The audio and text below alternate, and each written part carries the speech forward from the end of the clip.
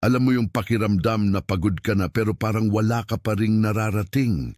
Yung tipong gumigising ka araw-araw, gumagawa ka naman ng kailangan gawin pero sa loob mo parang may kulang, parang may hinahabol ka na hindi mo makita kung ano. At ang mas nakakainis, kahit anong gawin mong sipag, parang may bahagi pa rin ng sarili mo na hindi satisfied. Kung nararamdaman mo yan ngayon, gusto kong sabihin sa'yo, normal yan. Hindi ka tamad, hindi ka mahina, at hindi ka nag-iisa. May panahon sa buhay ko na ganyan ako. May trabaho, may routine, may goals. Pero parang wala akong nararamdamang saya. Nasa survival mode lang ako. Ang mindset ko noon, kailangan kong umusad, kailangan kong maging okay, kailangan kong maging successful. Pero habang mas lalo kong pinipilit, mas lalo akong nauubos. Hanggang sa isang gabi, literal na nakaupo lang ako sa kama, hawak ko phone ko, nag-scroll, tapos bigla kong naisip, ganito na ba ito habang buhay?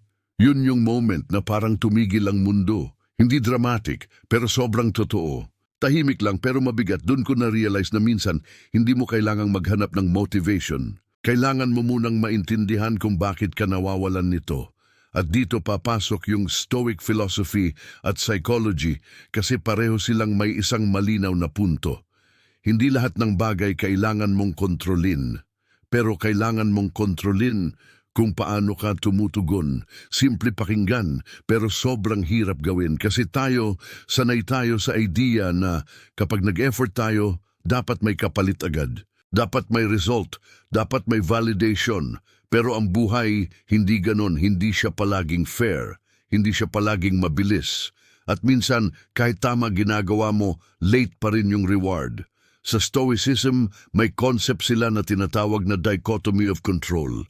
Ibig sabihin, may dalawang uri ng bagay sa mundo, yung kontrolado mo at yung hindi. Kontrolado mo ang effort mo, mindset mo, choices mo, at character mo. Pero hindi mo kontrolado kung kailan darating ang opportunity, kung ano sasabihin ng tao, kung matutuloy ba yung plano, o kung gaano kabilis ang progress. At kapag inuubos mo ang energy mo sa mga bagay na hindi mo kontrolado, dun ka talagang mawawala sa sarili. Psychology naman backs this up. Kapag nakafocus ka sa external validation at outcomes, mas mataas ang risk mo sa anxiety at burnout. Kasi para kang naglalakad sa treadmill. Pagod ka, pero same place ka lang. Kaya ang unang ideya na gusto kong ibigay sa iyo ngayon ay ito. Hindi mo kailangan ng mas malaking motivation. Kailangan mo ng mas malinaw na dahilan kasi motivation pabago-bago yan. Minsan mataas, minsan wala. Pero ang dahilan mo, yun ang kayang tumulak sa iyo kahit wala kang gana. Psychologically, tinatawag ito na intrinsic motivation. Yung ginagawa mo ang isang bagay dahil may meaning para sa iyo, hindi dahil sa approval ng iba. Stoics call it living according to virtue. Ginagawa mo ang tama dahil tama siya, hindi dahil may reward.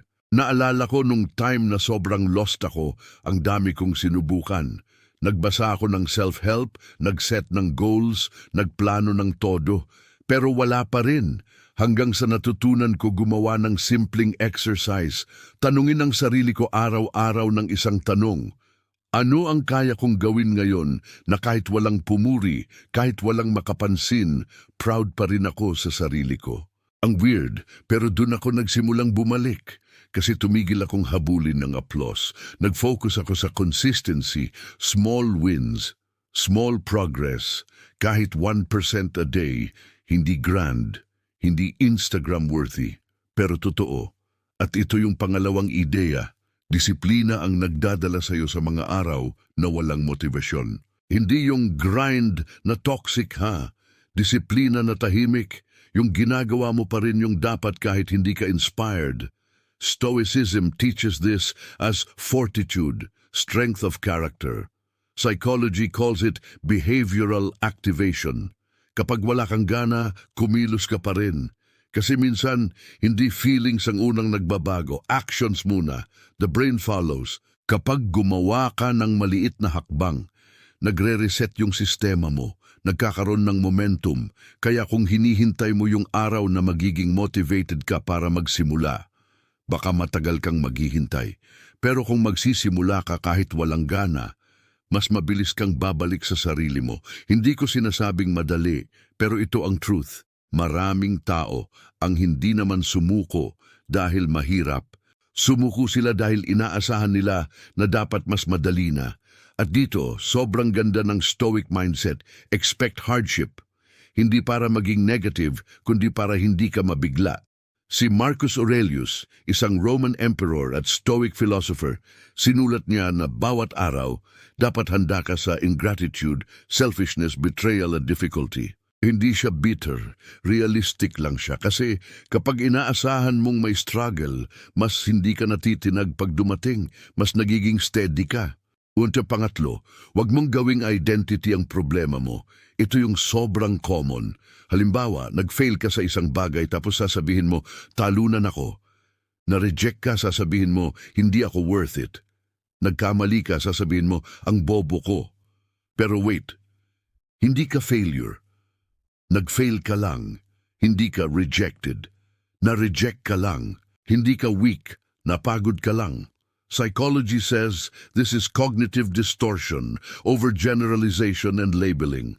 Stoicism says, separate the event from the judgment. Yung nangyari, nangyari. Pero yung meaning na binigay mo, yun ang sumisira sa'yo. Kung may gusto akong ipaalala sa'yo ngayon, ito yun. Hindi ikaw ang kwento na sinasabi ng utak mo kapag pagod ka. Ang utak mo minsan nagiging dramatic.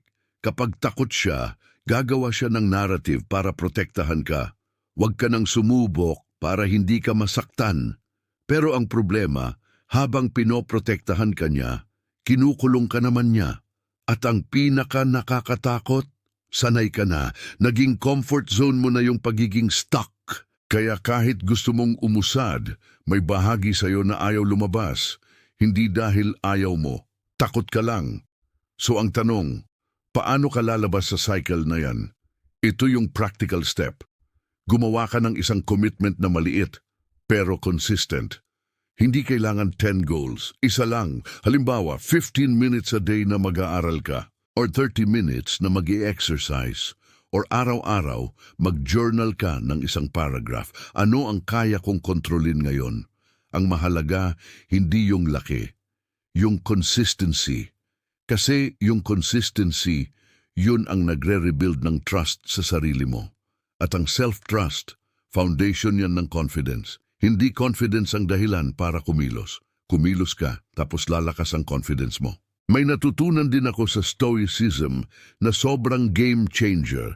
Hindi mo kailangan maging perfect para maging proud sa sarili mo. Kailangan mo lang maging honest.